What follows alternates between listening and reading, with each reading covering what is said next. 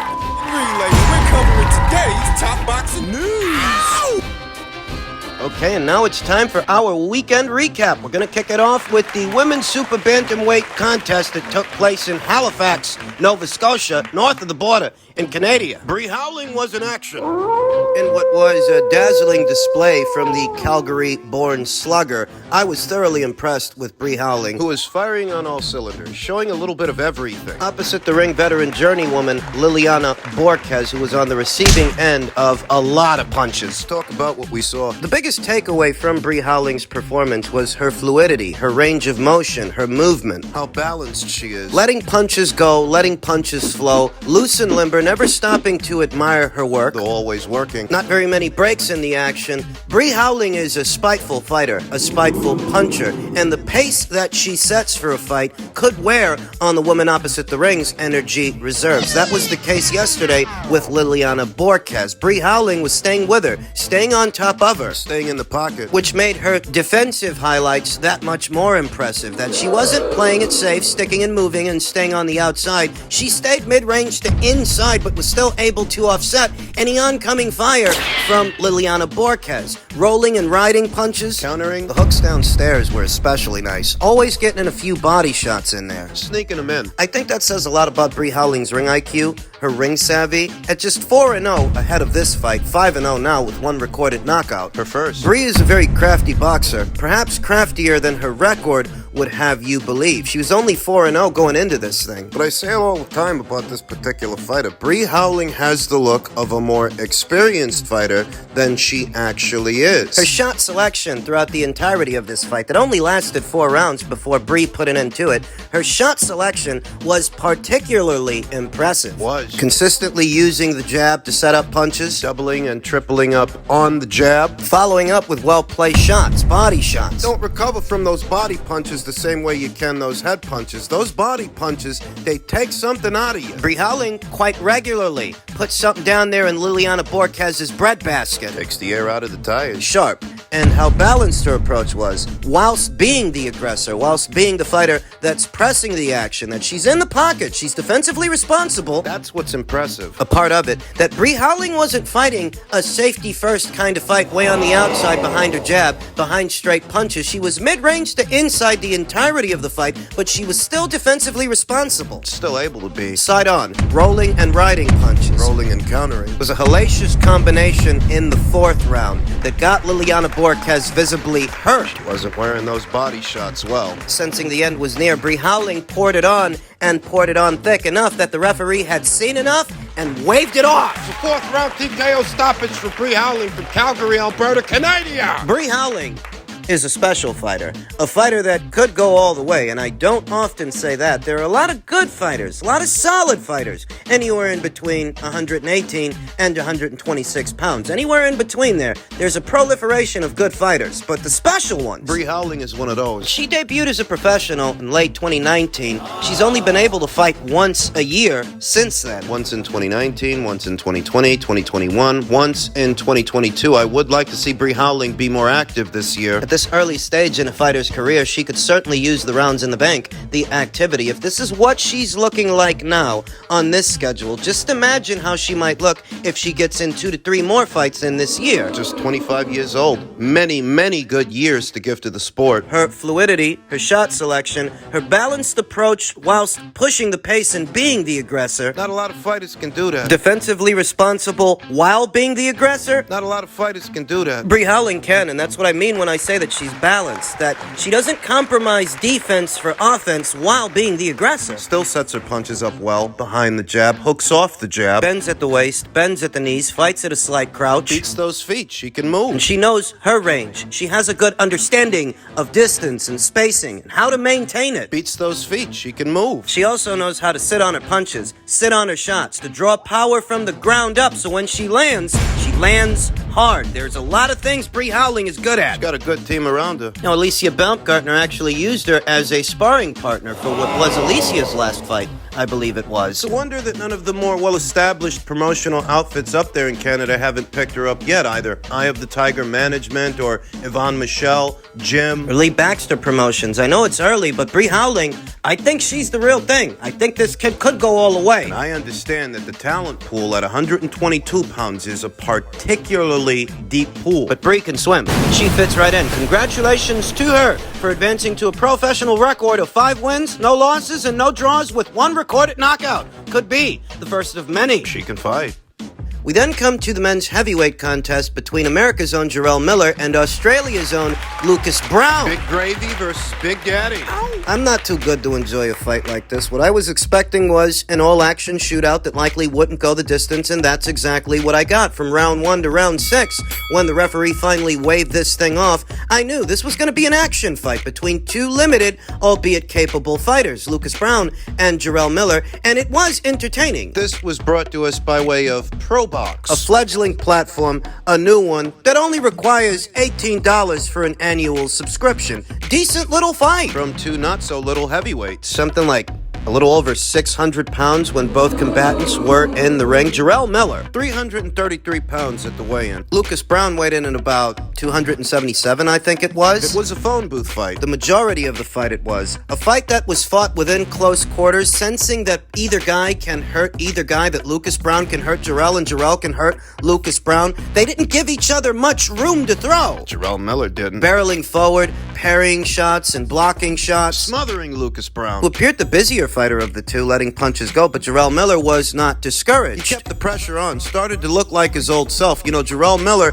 before that entire fiasco with Anthony Joshua saw him banned from the sport for a number of years, that's what he was known for. Pressure. He's a pressure fighter and a volume puncher, which raised a lot of eyebrows given his weight. How could a guy that weighs that much? How could a guy that size? How could he have the engine to be a volume puncher? And eventually, we got our answer. We did, but now all of that is water under the bridge. Jarrell Miller is officially back. He was in action yesterday opposite the ring, Lucas Browne, who he eventually overwhelmed and overpowered. Hard right hands. You're talking about a 43-year-old Lucas Browne having to contend with a 333-pound Jarrell Miller, still unbeaten, bearing down on him and closing the distance, letting short punches go in the pocket. A valiant effort from Lucas Browne. He made it a fight. He tagged Jarrell Miller a couple of times, tagged him hard in the pocket. It just wasn't enough on those shots to get Jarrell Miller's respect. Not enough to keep him honest and keep him off of Lucas. Lucas, who got dropped in the 6th round, got back on his feet after the knockdown. You didn't need to be Bert Sugar to see where this fight was headed after that initial knockdown. Lucas just didn't have enough on those shots to keep Jarrell Miller from pressing forward. He didn't have an authoritative enough punch, so he eventually got worn out. That's the story. Jarrell Miller being 333 pounds for this match, you know, it's a trade-off. There's weight, a lot of weight behind every single punch, but being that size, at least for Jarrell, it hinders his range of motion, his mobility. He can't really add much torque, much snap to his punches. Can't really drive them because he's so big, and you could argue that because he's so big, does he really need to? There's 333 pounds behind every shot. Well, maybe that might work opposite the ring of Lucas Browne. And some others. Jarrell still is an unbeaten fighter. But another fighter who's not 43 years old, another fighter with a bit more mobility and range of motion. Bit more length, too. Longer strides to create distance and maintain it. Well, Jarrell Miller might struggle with a guy like that because his approach straightforward. You think about those unbeaten up-and-comers, those guys like Bakatir Jalolov and Arslanbek Makhmudov, these tall guys that have a lot of length, throw good straight punches, got good feet. They both do. They can move. Jarrell Miller was able to close the distance against a very flat-footed and 43-year-old Lucas Browne, but it's safe to say it might be more difficult. He might get more resistance opposite the ring of Bakadir Jalolov and Arslanbek Makhmudov and Anthony Joshua, who he still got on the brain. I think I heard Jarrell Miller say something about wanting to fight Anthony or Daniel Dubois. As vulgar and déclassé as this might sound, Anthony Joshua versus Jarrell Miller is a hot ticket because of the backstory, the backdrop, the history, and I know that there are some ethical questions to be asked, but need I remind you, both Jarrell Miller and Lucas Browne. Lucas Browne got popped 2 times on 2 separate occasions. And so did Jarrell Miller, ahead of what was supposed to be the Anthony Joshua fight, and afterwards ahead of what was supposed to be his top-ranked debut. In spite of their previous history with banned substances, the event coordinators for this show still thought it prudent to use them, and I don't see anybody losing their minds about it. The way they're losing their minds about what's in Conor Benn's eggs. Listen, right now, I want Dubois. Dubois has a belt. You know, at the same time, we know AJ is the money guy in the division. I would love to fight AJ, but unfortunately, AJ's balls and dick is in Eddie Hearn's pocket. So unless he's going to be a man and step up and say he wants to fight, that's not what's going to happen. Eddie's still ass hurt, you know. I still got love for you, Eddie. For some reason, you're just one of them charming, slick-talking pieces of shit. I still kind of like you, but you're an asshole and a douchebag and a rotten fish and chips. But at the end of the day, you know, he's a promoter in England. You know, he has people in his pockets and he can get things done in UK. You know, I want to fight AJ on some neutral ground. AJ came to America, got his ass whooped, ran back, and never came back again. Adios amigos. So we don't know where he's going from right now, you know. So AJ would be a great fight. It's a good money play, and I definitely retire his ass. But, you know, Dubois has a title, and he needs a fight in June. So that's what we're looking at right now. And I want to get back into shape, get in better shape, and just do what I do best, and that's kick ass. I'm not going to bullshit you. I'm not going to waste your time. If Eddie Hearn actually elected to make this fight, you think people wouldn't watch it? You think people would care about the pet fiasco with Conor Benn? Need I remind you that Lou DiBella, who has had a lot to say about Conor Benn's ped situation, he promoted Lucas Browne for this fight. Lucas Browne, who tested positive for banned substances on 2 separate occasions. John Pascal as well, who was in action earlier this week. Lou promoted his fight as well. I don't know who Lou DiBella thinks he's kidding promoting these guys and then wagging his finger in Eddie Hearn's face about Conor Benn. Save it. I'm just giving it to you straight because it's the only way I know how to give it to you. And if you actually made Anthony Joshua versus Jarrell Miller after the Jermaine Franklin fight, that's a hot ticket. Jarrell Miller. There's a feeling that Anthony still needs redemption because he came to America and he never returned. In spite of having avenged the loss to Andy Ruiz, he didn't do it here stateside. I'm not even saying that I agree with that sentiment. They took the rematch where it was worth the most money and made a lot of money for it. There's a feeling. There's a feeling that Jarrell Miller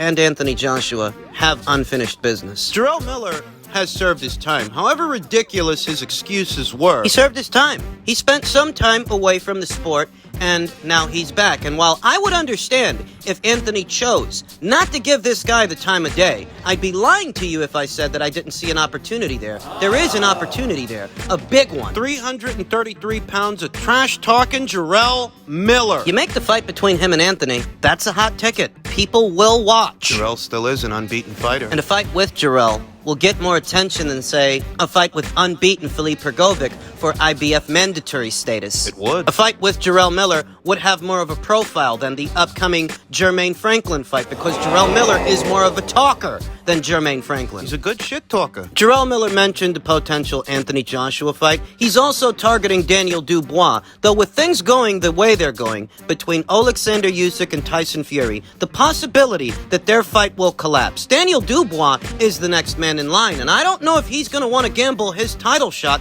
opposite the ring Jarrell Miller. Not after the scare he just suffered with Kevin Lorena. Cruiserweight. This fucking guy's 333 pounds. What would he do to you? I don't know if Jarrell's going to get that Daniel Dubois fight. If he does, you think I'm not going to watch it? I am. And I'm not going to apologize for that. The same applies to an Anthony Joshua fight. More so to an Anthony Joshua fight. Anthony needs to go back to being the mean-spirited, strong finisher that he used to be. What better way to get that message across than laying out Jarrell Miller? There's an opportunity there. It's hard to make the case that Eddie might have his reservations given Jarrell Miller's colorful history with banned substances while he's at the same time trying to schedule fights for Conor Benn. Miller versus White, Miller versus Joshua. Those are both hot tickets. That's the truth. Those fights, if Eddie made them, they would sell. Just in keeping with the theme of all things heavyweight ahead of his upcoming fight with Zhang, Joe Joyce says, I'm confident in my abilities against Fury, Usyk. They get juggernauted. If I wanted to make a statement, that was a statement there. Joyce told Sky Sports Toe-to-Toe podcast. Great fight, though. A lot of respect to Parker, Joseph Parker. He proper pushed me all the way to the end. It was an exciting fight. It had good exchanges. I threw the kitchen sink, everything at him, and eventually he went down. Joyce, who is currently the WBO's interim champion and the mandatory challenger for the sanctioning body, is watching the Fury versus Usyk negotiations very closely. It's kind of dragging on a bit, Joyce said. Fury's got 70% of it, the proposed fight purse. I guess it's happening now. Is it happening now? Tyson Fury has started camp. I would imagine Usyk's already in camp as well. Joe Joyce is talking about making statements. He's already made a few, one or two. The statement he made opposite the ring, then unbeaten Daniel Dubois, some might argue that he ruined Daniel Dubois, who hasn't been the same since. The more recent statement he made opposite the ring, former WBO champion Joseph Parker, who up until that point had never been stopped before, and I picked Joe Joyce to stop him. He delivered. At last, that would be something, wouldn't it, Joyce said. There's been a lot of rematch clauses as of late. They drag on, don't they? It's quite refreshing to hear that there isn't one for this fight. I can jump in afterwards. Fight the winner. Usyk, I wouldn't mind fighting again either, but Fury's a bigger fight. They're going to get juggernauted. I'm confident in my abilities, and I think I would be a great fight against either of them. But I really like the sound of the Fury fight. Can you imagine? Undisputed has a nice ring to it. Undefeated. Undisputed, maybe. He's got to get past Zhang first. Mixed bag when it comes to his performance opposite the ring, Joseph Parker. A dominant performance that I predicted would end in a knockout, but let's be honest, knocking out Joseph Parker, a guy who's often been criticized for not having enough dog in him, being one of the more polite heavyweights. You know, I remember before Joseph Parker became WBO champion, before the Andy Ruiz fight, and before the Carlos Takam fight, he was a more spiteful puncher and a body puncher. He used to show you more offense in those days. Not so much in recent years, thus Joe Joyce stopping him, overwhelming him with his size and power and volume. That was conceivable. Zhang, in spite of not being as proven and as weathered as Joseph Parker, not as battle-tested. In spite of not being as experienced as Joseph, offensively, Zhang does have more to offer. He does seem a more authoritative puncher than Joseph, more mean-spirited. He's got size. He's not a little guy. Comes from a very good amateur background. I think that he might be able to give Joe Joyce a bit more resistance than Joseph Parker did. He's a southpaw, too. And I think he punches harder than Joseph Parker. He's become synonymous with rushing into dangerous fights, dangerous situations. He wanted the Filip Hrgovic fight before anybody, and when they fought, we saw why. A lot of people. They think he won that fight. Here he is, doing it again, opposite the ring, Joe Joyce. It's another chance for Joe to make a statement. Or another chance for Zhang to expose a would-be boogeyman. Like he exposed Filip Hrgovic. Before it becomes about Joe Joyce versus Tyson Fury, or Joe Joyce versus Alexander Usyk, he must first get through Zhang next month. I like his chances. But I liked Hrgovic's chances against Zhang, so that's not saying too much. We'll see.